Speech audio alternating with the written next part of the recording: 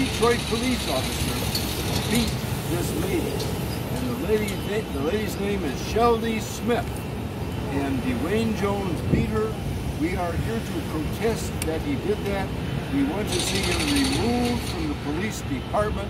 We want to see his case reopened, because justice delayed is justice denied. Justice delayed is justice denied. And I am here with my friends who are in accord with my opinion. I am a first-generation Scot. We have a code, a Highland code. We do not beat women. And that's what this man did, and we need to see justice done. And now Scotty Bowman is going to say a word. No justice, no peace. Who's got to go? DeWayne Jones. I'm Scotty Bowman from Detroit Residents Advancing Civilian Oversight. I'm here today, and we are here today because we need to reform policing in Detroit. We need to reform the justice system. We need to reform the way we do contracts. In the justice system, a man is getting another trial. He got an appeal. The problem is the conviction they got before was on the lesser charge of assault.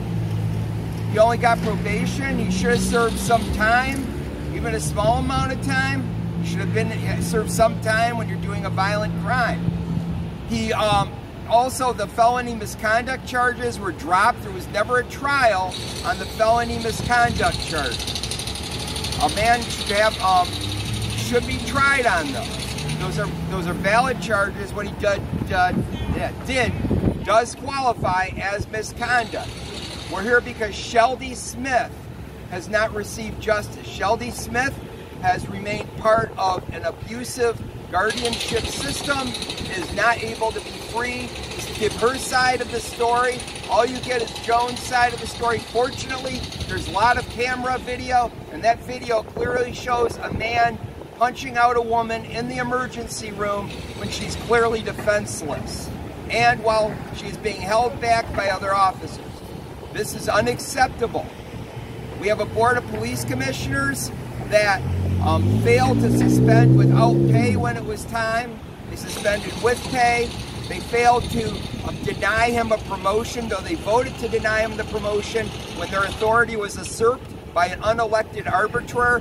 They failed to appeal the case. Instead, they fired the attorney that told them they could appeal the case.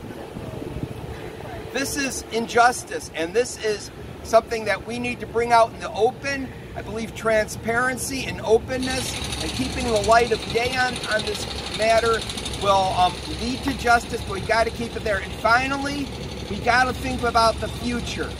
The board of police commissioners and the police department need to set a policy that is consistent with the way that they say they view use of force and the way the community views use of force.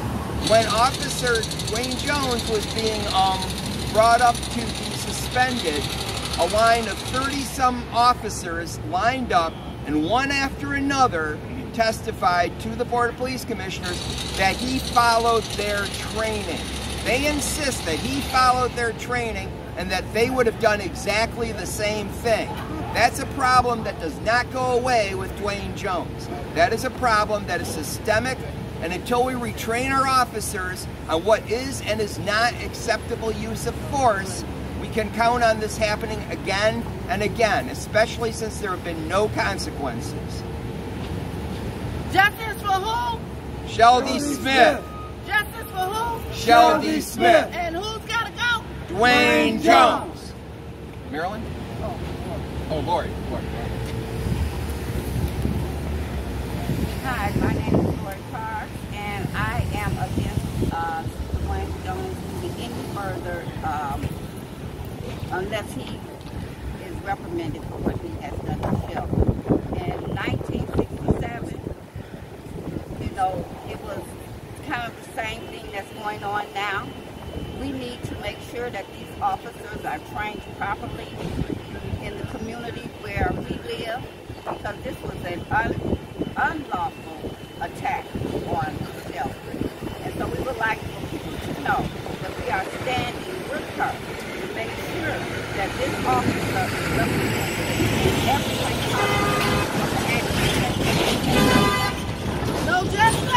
No peace. No justice. No peace. No justice. No peace.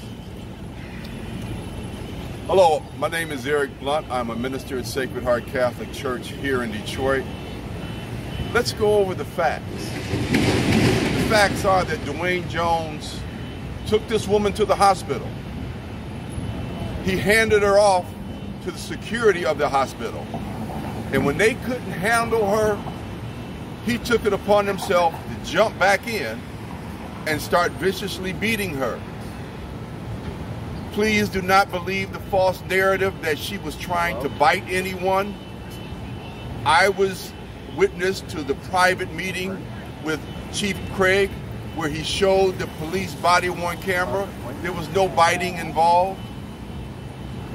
So not only that, when he got to trial, the judge dropped the felony charges with no reason and allowed him to leave her chambers through the back door. He was then promoted by union contract, which protects so many officers, and so that also needs to change. The Board of Police Commissioners succumbed to the pressure of the Detroit Police Department. And what we've always said is that God and fear cannot occupy the same space. Thank you.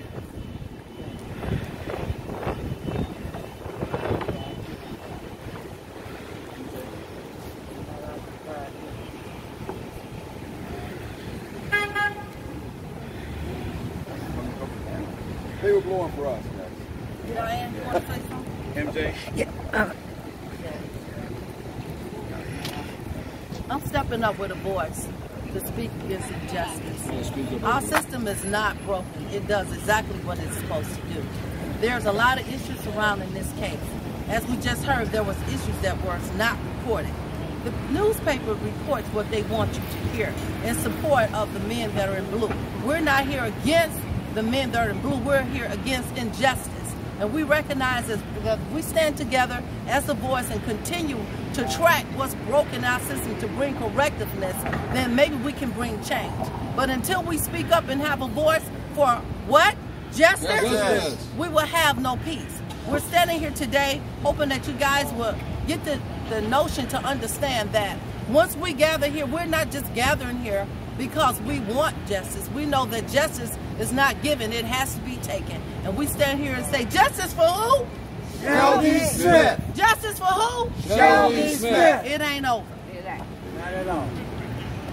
I wanted to echo the words of Minister Blunt, because when we brought up the whole thing about the denial of the promotion, that's a critical part of the charter. I have here the final authority. What I mean by that, the charter uses those words, final authority, regarding the powers of the Board of Police Commissioners when it comes to matters of promotions. Their power has been usurped by the contract that the police department has with the city of Detroit. I mean, the police department has with the officers, with the Detroit Police Officers Association. That's got to change. The new contract, and they're keeping very hush-hush about the negotiations. I have no idea what stage the negotiations are at, not for lack of trying to find out, but they need to negotiate a contract that reflects the city charter. There should be no workaround to the Detroit City Charter. They can negotiate a contract that's consistent with it, and the people that negotiate a contract that goes against the charter are usurping the authority of the Board of Police Commissioners. I guess, yeah, just one more thing. We recognize the fact that the vast majority of police officers are good people, are good officers. But it's the way you handle the bad ones that allows this corruption to continue and fester and promote throughout the police department. So please realize, we're not here against all police officers, but the few bad ones need to be held accountable, and there needs to be transparency in their investigations. Thank you.